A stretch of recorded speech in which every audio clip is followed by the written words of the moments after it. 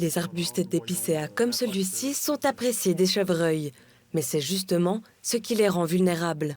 Les chevreuils, quand ils doivent enlever le velours qu'il y a sur les nouveaux bois de l'année, ça leur démange énormément. Donc ils doivent aller se frotter pour enlever ce velours.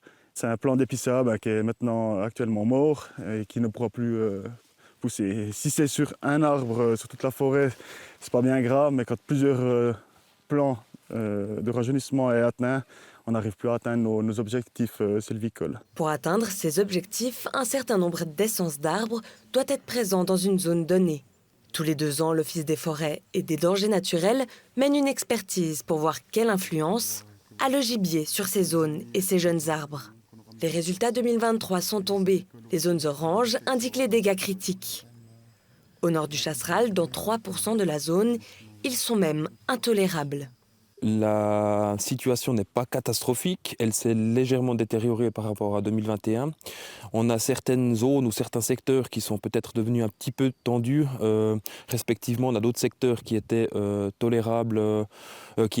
critiques à l'époque, qui sont peut-être devenus tolérables. Ces dégâts peuvent empêcher les forêts de remplir leurs fonctions. Qu'elles protègent des dangers naturels, offrent un habitat aux animaux ou fournissent du bois. Mais pour le chargé de mission nature du parc Chasseral, il faut relativiser.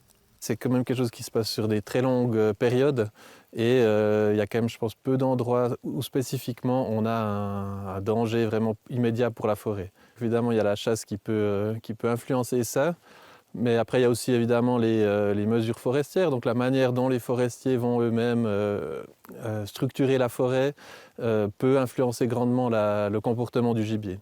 Je dirais que c'est un peu les deux principaux facteurs où on peut influencer cette situation. Et puis après, il y a la question évidemment des grands prédateurs aussi qui sont présents dans la région. Donc le lynx est bien présent, le loup est en train d'arriver.